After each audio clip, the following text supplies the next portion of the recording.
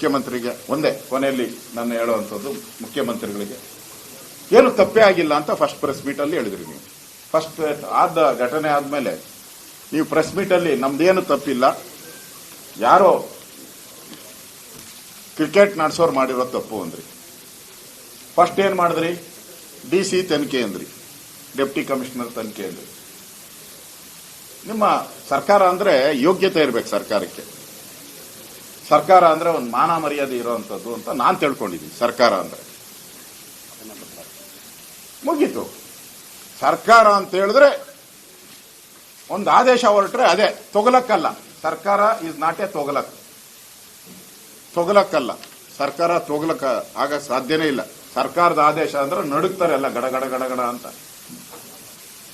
Magistrate ಆಯ್ತು, ಮಾರನೇ ದಿನ ಚೇಂಜ್, ನಿವೃತ್ತ ನ್ಯಾಯಾಧೀಶರು. ಅವ್ರು ಪರ್ಮನೆಂಟ್ ಯಾರೋ ಇದಾರೆ, ಒಬ್ರು ಯಾರೋ ಪರ್ಮನೆಂಟ್ ಕೊನ್ನ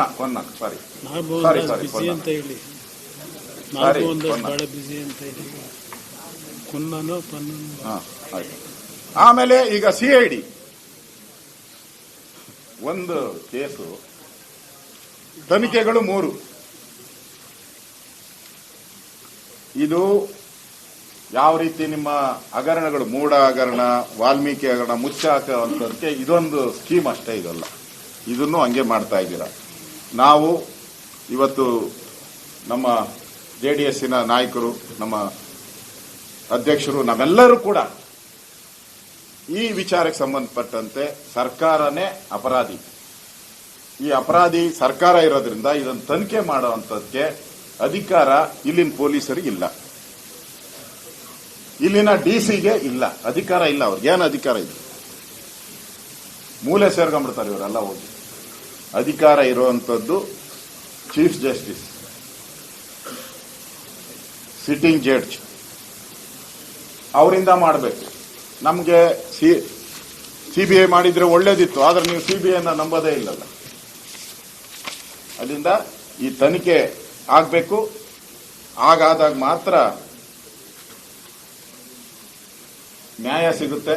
ಇದರಲ್ಲಿ ನಿಮಗೆ ಅನುಮತಿ, ಈ ಕಾರ್ಯಕ್ರಮ ಮಾಡಕ್ಕೆ ಅನುಮತಿ ಕೊಟ್ಟವ್ರು ಯಾರು? ಅನುಮತಿ ಕೊಡ್ಸೋಕೆ ಫೋರ್ಸ್ ಮಾಡಿದವರು ಯಾರು?